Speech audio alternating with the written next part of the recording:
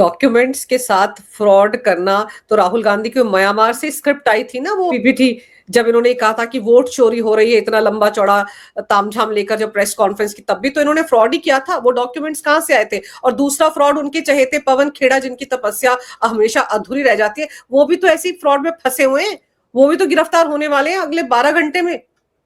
अंजू जी देखिए, इस देश में ना अभी तक क्या था कि गलती कहां से, देखिए केजरीवाल को आपने गोद में बैठाया तो केजरीवाल की चीजें तो आप कॉपी करेंगे ही। पवन खेड़ा ने क्या सोचा कि केजरीवाल जैसे आए बाएं साएं किसी पे भी आरोप लगाते हैं बिना किसी तथ्य के, मैं भी लगा देता हूं। इन्होंने असम के मुख्यमंत्री, पवन खेड़ा ने असम के मुख्यमंत्री और उनकी वाइफ के ऊपर में संगीन आरोप लगाए बिना एविडेंस के। जो डॉक्यूमेंट दिखाया उन्होंने, पता चला कि वो फर्जी डॉक्यूमेंट था। वो कोई वीजा का फोटो दिखा रहे थे जिसमें कह रहे थे कि इसका 2 पासपोर्ट है, ऐसा कुछ कह रहे थे। पता चला कि उन्होंने फेसबुक से निकाला हुआ था, किसी फॉरेनर का वीजा था वो।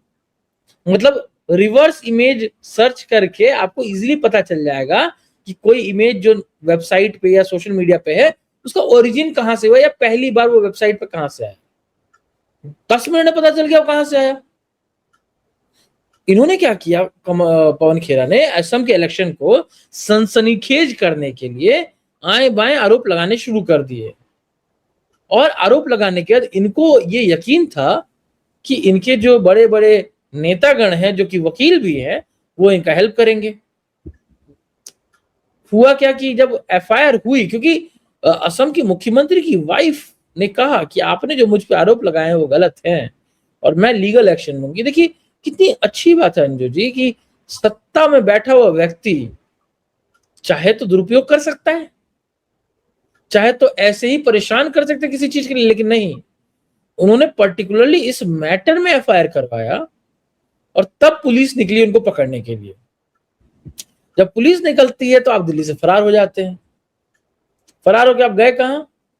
कांग्रेस शासित तेलंगाना में, क्योंकि लगा आपको कि तेलंगाना पुलिस तो आपको बचा लेगी। ठीक है, लेकिन कब तक? एक होता है बकरी, बकरी की मां सोचती है कब तक खैर मनाएगी।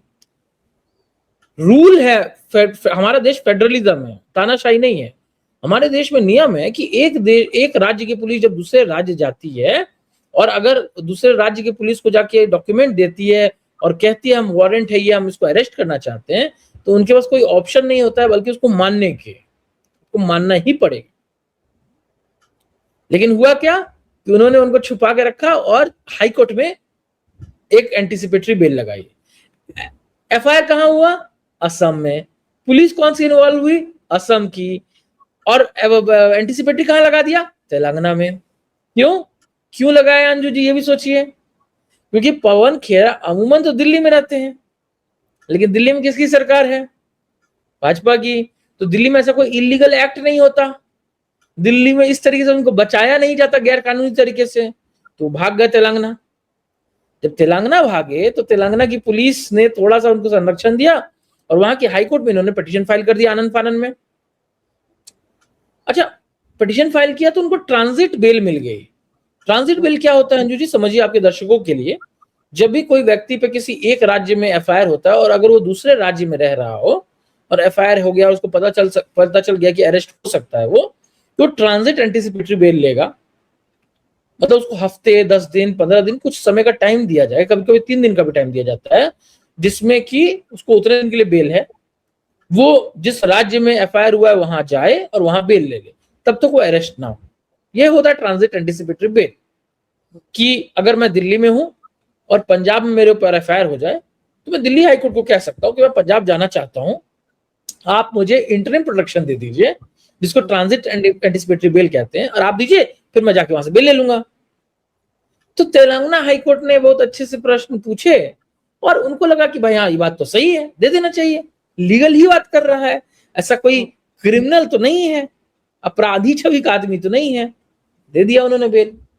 तो ये मामला असम की सरकार सुप्रीम कोर्ट लेके आई उस ट्रांजिट एंटीसिपेटरी को चैलेंज करते हुए।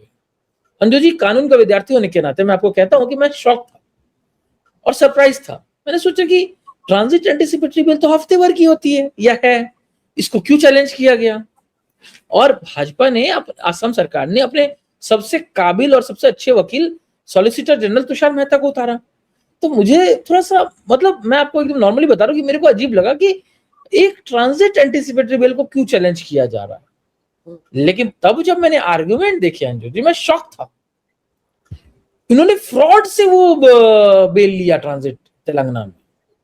अब पूछेगा कि फ्रॉड क्या किया, तो अब तेलंगाना में अगर लिया इन्होंने एंटीसिपेटरी बेल, तो बेसिकली हैदराबाद हाईकोर्ट है जो तेलंगाना में ऑपरेट करती है। तो हैदराबाद हाईकोर्ट के सामने आप एफिडेविट में केस फाइल करते हैं एंटीसिपेटरी बेल। तो उस एंटीसिपेटरी बेल में आपने कहा कि भाई हम, तो इन्होंने क्या कहा, ये कहे कि हम हैदराबाद में ही रहते हैं और हमको बेल दे दिया जाए। पहली बात अंजू जी, एक आम जानकारी है कि पवन खेरा हैदराबाद में नहीं रहते या तेलंगाना में नहीं रहते, इसमें तो कोई डाउट नहीं है। मतलब आप तो खुद मीडिया की बैकग्राउंड में हैं, आप अगर किसी भी मीडिया एजेंसी को अभी फोन करके पूछे कि पवन खेरा पिछले सैटरडे को कहां थे, तो आपको बता देगा। और पिछले सैटरडे को क्या, पिछले 365 दिन में से 325 दिन वो कहां थे तो बता देगा आपको कि दिल्ली में है या नोएडा में है। ठीक है, उसमें कोई डाउट नहीं है। That is one thing. अच्छा, प्रूव कैसे किया कि हम तेलंगाना के हैं? तो इन्होंने आधार कार्ड दिया। आधार कार्ड में 2 साइड होता है अंजू जी। आप कभी भी आधार कार्ड का फोटो भी कॉपी भी कराइएगा ना, तो बोलेगा हमेशा दोनों साइड का करके आइए। हम लोग एयरपोर्ट पे भी जाते हैं तो दोनों साइड का दिखाते हैं। एक साइड में हमारा फोटो होता है, नाम होता है और नंबर होता है, और दूसरे साइड क्या होता है, हमारा एड्रेस और वो आधार कार्ड का नंबर। तो फ्रंट साइड तो पवन खेरा का था, जैसे पवन खेरा का चेहरा, पवन खेरा का नाम अंग्रेजी और हिंदी में या जिसमें भी रहा होगा, और वो आधार कार्ड का नंबर। लेकिन जब पलटा गया तो सॉलिसिटर जनरल ने सुप्रीम कोर्ट में बताया कि दूसरा साइड जो था वो पवन खेरा की वाइफ का था। पवन खेड़ा की वाइफ हैदराबाद में रहती है, चुनाव भी लड़ी है तेलंगाना, इसलिए एक तरह से उनका आना जाना लगा रहता होगा, लेकिन वो तो खुद तो दिल्ली में रहते हैं। नहीं अंजू जी, पवन खेरा की वाइफ भी दिल्ली में ही रहती है। उन्होंने आधार कार्ड उस टाइम वहां का बना लिया होगा, बट इसका ये मतलब नहीं कि वो वहां रहती है। तो मेरा कहने का अर्थ यह है कि यहाँ 2 फ्रॉड किया इन्होंने। पहला फ्रॉड किया कि मैं तेलंगाना में हूं, क्योंकि देखिए अगर ये निकाला जाए आईपी एड्रेस वगैरह, क्योंकि वो तो आसान है, अगर असम पुलिस ट्विटर से मांगेगी तो ट्विटर को देना पड़ेगा कि आईपी लॉगिन कहां से हुआ था उस दिन, कहां से ये ट्वीट किया गया था, तो साबित हो जाएगा। मैं एकदम लिख के देता हूं, ये एनसीआर से ही ट्वीट किया गया होगा, या फिर ये किसी हालत में तेलंगाना से तो ट्वीट नहीं किया गया है, क्योंकि पहले 2-3 दिन के लिए गायब हुए, लीगल सजेशन लिया, उसके बाद ये सब कुछ हुआ है। ठीक है, तो ये पहला झूठ। और दूसरा झूठ कि आपने हाई कोर्ट से कहा कि मैं तेलंगाना में हूं और वाइफ का एड्रेस दे दिया आपने, तो technically Anju ji contempt of court. हाँ, आपने कोर्ट को मजाक ले लिया है। तो सुप्रीम कोर्ट ने स्टे दे दिया। सुप्रीम कोर्ट ने कहा कि इस बेल पे स्टे रख जाएगा, we can not continue with this bail. Wednesday को हुआ ये सब कुछ।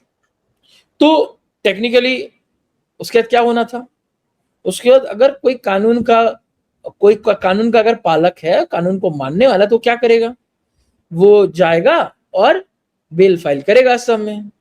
लेकिन इनके ये खुद पवन खेरा, इनकी पार्टी कांग्रेस और इनके महान वकील जितने भी हैं, इन्होंने सोचा कि एक और तिगड़म ट्राई कर लेते हैं।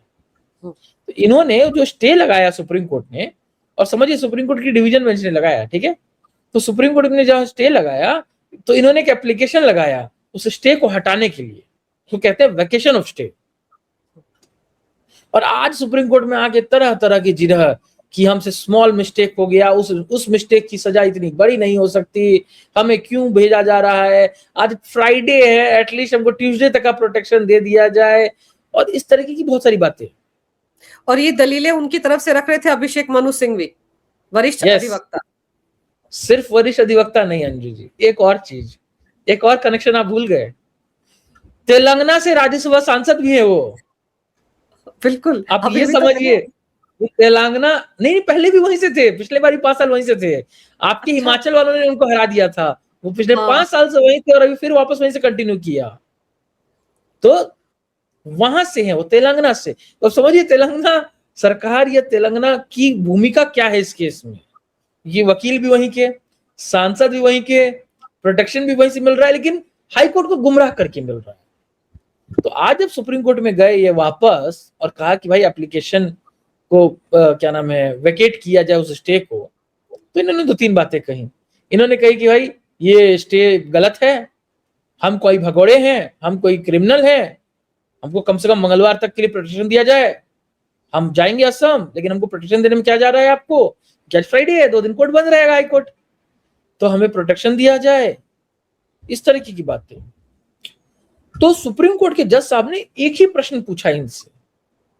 सुप्रीम कोर्ट के जज साहब, दोनों जज साहब जो हैं, उन्होंने पूछा, जस्टिस महेश्वरी और एक और, उन्होंने पूछा कि भाई एक बात बताइए कि हमने जो स्टे ऑर्डर दिया है उसमें गलती कहां है, क्योंकि सॉलिसिटर जनरल ने असम सरकार की तरफ से बताया है कि आपने गलत डॉक्यूमेंट्स दिया, गलत डॉक्यूमेंट्स के बेसिस पे आपके फेवर में ऑर्डर आया, और हमको लगता है वो ऑर्डर गलत है क्योंकि गलत डॉक्यूमेंट ही गलत है।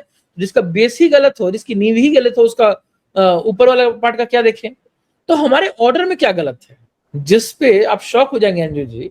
इनके वकील ने सुप्रीम कोर्ट में दलील दी पवन खेरा के कि ये जो ऑर्डर लिया गया है मेरे अगेंस्ट में, जो स्टे ऑर्डर, ये गलत फैक्ट्स पे दिया गया है, कोर्ट को गुमराह करके लिया गया है। मतलब इसको अंग्रेजी में एक वर्ड है ऑडेसिटी, इन्होंने पूरी ऑडेसिटी की लिमिट क्रॉस की। इन्होंने मतलब अपनी गलती होने के बावजूद ऐसा प्रश्न उठाया, बट ऑब्वियसली सुप्रीम कोर्ट ने बिल्कुल नहीं सुना इस बात को। सुप्रीम कोर्ट ने इनकी इस एप्लीकेशन को डिसमिस किया, कोई प्रोटेक्शन नहीं दिया, क्योंकि देखिए सुप्रीम कोर्ट का मानना बड़ा स्पष्ट है। सुप्रीम कोर्ट का मोटो है अंजू जी, यतो धर्मा ततो जया। सुप्रीम कोर्ट को पता है कि उनकी पल पल की रिपोर्टिंग पब्लिक में होती है। ये जो इतने समय से मैं देखता हूं ना कांग्रेस के इकोसिस्टम का एक चीज, किसकी सरकार उनकी है, सिस्टम हमारा है, ये उसके ऊपर एक हथौड़ा है कि काहे का सिस्टम। पहले क्या करते थे अंजू जी ये लोग, आप याद ही होगा, आपके स्मरण में होगा कि एक बार और ये पास्ट की बात है कि ऐसे ही असम में इन्होंने फिर से पवन खेरा की ही बात है, इन्होंने कुछ किया था, गड़बड़ किया था, एफआईआर हुआ, असम की पुलिस आ गई, ये यहां से भागने की फिराक में थे, फ्लाइट इंडिगो की थी, जा रहे थे छत्तीसगढ़। क्यों? क्योंकि छत्तीसगढ़ में इनकी सरकार थी कांग्रेस की। फ्लाइट में बैठ गए, तब तक असम पुलिस पहुंच गई, रोक लिया गया। तो टेक्निकली तो पकड़ के ले जाना चाहिए था, लेकिन हुआ क्या कि इनके वकील सुप्रीम कोर्ट में खड़े हुए, अभिषेक मनु सिंघवी जी, उन्होंने मेंशनिंग किया, आधे घंटे में उनके फेवर में ऑर्डर में स्टे आ गया। अंजू जी, मैं भी कानून का विद्यार्थी हूं, 8-9 साल से वकालत कर रहा हूं, आज तक नहीं हुआ कि मैं ऐसे ही खड़ा हो जाऊं, पिटीशन भी फाइल नहीं हुई और स्टे भी मिल जाए। और पिटीशन अगर फाइल हो भी गई है तो भी स्टे नहीं मिलता अंजू जी, क्योंकि सुप्रीम कोर्ट का नियम है। क्या नियम है? सुप्रीम कोर्ट का नियम है कि सुप्रीम कोर्ट में केस फाइल होगा, फाइल होने के बाद फाइल हो सकता है सिर्फ एडवोकेट ऑन रिकॉर्ड के नाम से, उसकी परीक्षा होती है कि कोई भी ऐरा गैरा व्यक्ति आके ना फाइल कर दे। क्योंकि ऐरा गैरा बोलने का मतलब है कि मैं भी वकील हूं, लेकिन हो सकता है कि मुझे सुप्रीम कोर्ट के फाइलिंग के तरीके ना पता हो। कैसे चेक होगा?